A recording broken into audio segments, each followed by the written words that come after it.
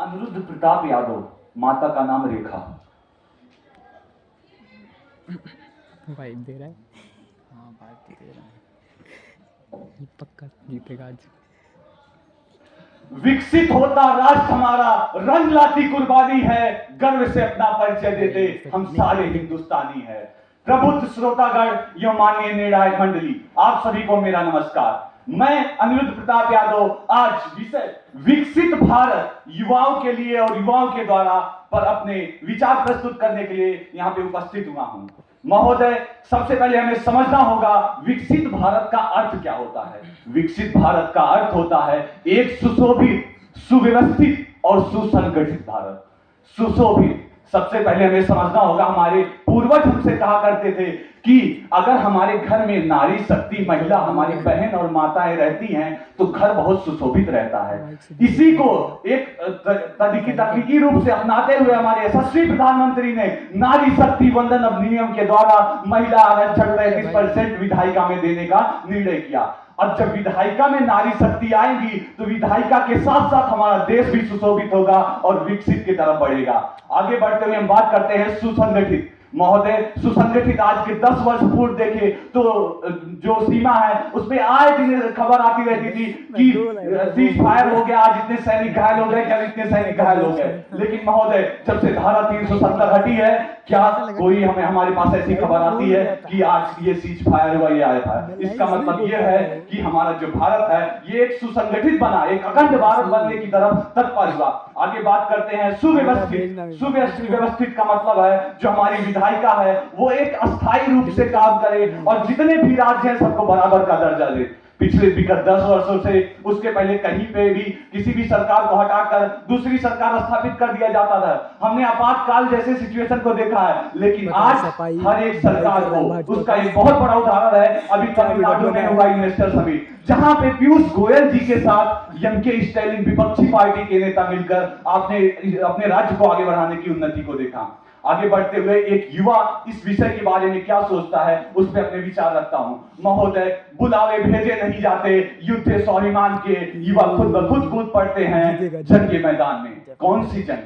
जंग है भारत को विकसित बनाना, और उसमें जो हमें पर कठिनाइयां आएंगी हमें उनसे लड़ना है। कठिनाइयां क्या क्या है? भूखमरी, बेरोजगारी और जो आर्थिक तंगी है, और साथ ही जो हमारे पड़ोसी राज्य हैं उनसे कैसे हमें लड़ना है। महोदय, ये जो कठिनाइयां हैं और इसमें जो युवा है, 70 करोड़ युवा इस भारत में है और जो कि पूरे विश्व में सबसे ज्यादा है, और ये जो युवा है ये कैसे लड़ेगा, उसमें हमारे प्रधानमंत्री जी ने बात की कि सबसे पहले हमें स्वयं से लेकर सोचना होगा कि हम इससे कैसे लड़ सकते हैं, हम कैसे अपने देश को आगे बढ़ा सकते हैं, हमारे अपने विचार को देना होगा इस देश के तत्परता के लिए। आगे बढ़ते हुए हम बात करते हैं कि एक विकसित भारत का मुख्य आयाम क्या क्या होता है, जिसको अंग्रेजी में बताया जाता है 3E से, empowerment, education and economy. Empowerment का अर्थ होता है सशक्तिकरण। हम देख ही रहे हैं कि पैरा ओलंपिक और जो महिलाएं हैं ये कितने सशक्त होते चली जा रही हैं।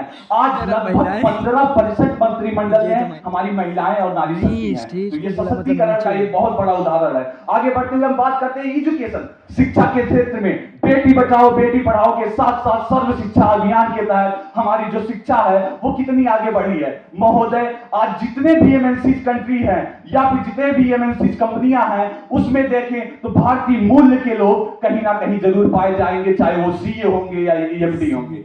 आगे बढ़ते हुए हम बात करते हैं इकोनॉमी। इकोनॉमी का अर्थ होता है अर्थव्यवस्था। अर्थव्यवस्था अगर हम विगत 10 वर्षों पूर्व देखें तो भारत की जो अर्थव्यवस्था थी वो 11वें स्थान पे थी, लेकिन आज भारत की अर्थव्यवस्था 5वें स्थान पे आ चुकी है और आगे हम 2047 तक इस अर्थव्यवस्था को तीसरे और पहले स्थान पर ले जाने का प्रयत्न करेंगे। महोदय, प्राचीन काल में बताया जाता है कि मनुष्य के 4 आश्रम धर्म हुआ करते थे। पहला आश्रम धर्म हुआ करता था ब्रह्मचर्य, उसके बाद वानप्रस्थ और उसके बाद गृहस्थ वानप्रस्थ और उसके बाद सन्यास। जो सन्यास वाला आश्रम धर्म हुआ करता था वो 75 से 100 वर्ष के बीच हुआ करता था और उसमें जो आदमी का मस्तिष्क होता था वो सबसे ज्यादा परिपक्व होता था। महोदय, सौभाग्य देखिए और संयोग देखिए, आजाद भारत का जो इस समय उम्र है वो 75 से 100 वर्ष की तरफ बढ़ चुका है। मतलब कि हम अपने सन्यास के युग में हैं, हम सबसे ज्यादा परिपक्व और हम सबसे ज्यादा विकसित होने के प्रयत्न कर रहे हैं। आगे बढ़ते हुए हम बात करते हैं कि हमारे पश्चिम क्या कहते थे कि भारत विश्व का जगत गुरु था, उसकी गाथा गूंज रही थी, भारत के गौरव की गाथा पूरी दुनिया बोल रही थी। महोदय, भारत ऐसा देश था जिसने पूरे देश को सुन दिया, और भारत एक ऐसा देश था जिसने अपने वेद, अपनी दर्शन और अपने जो पुराण है उनके तरह से भारत को एक शिक्षा प्रदान करने की एक जो बड़े बड़े आयाम है, जितने भी वैज्ञानिक अनुसंधान हुए हैं उसमें कहीं ना कहीं जो भारत के वेद और पुराण हैं वहां से आते हैं, और सब इस भारत के वेद और पुराण में इसका निहित है। आगे बढ़ते हुए हम बात करते हैं कि जो भारत था वो किन चीजों में अभी पीछे रह गया। जैसे मैंने बताया कि वो किन चीजों से जंग करना चाहता था। जंग जो थी वो भूखमरी से थी।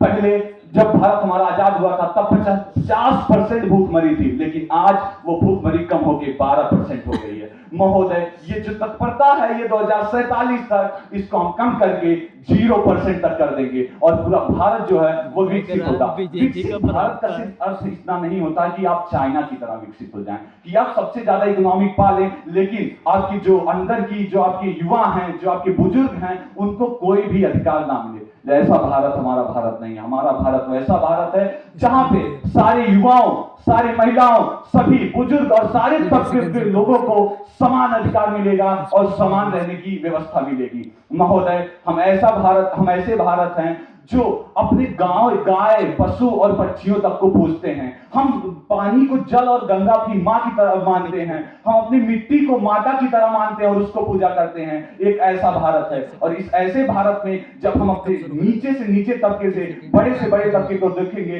तब जाके हम आगे बढ़ेंगे।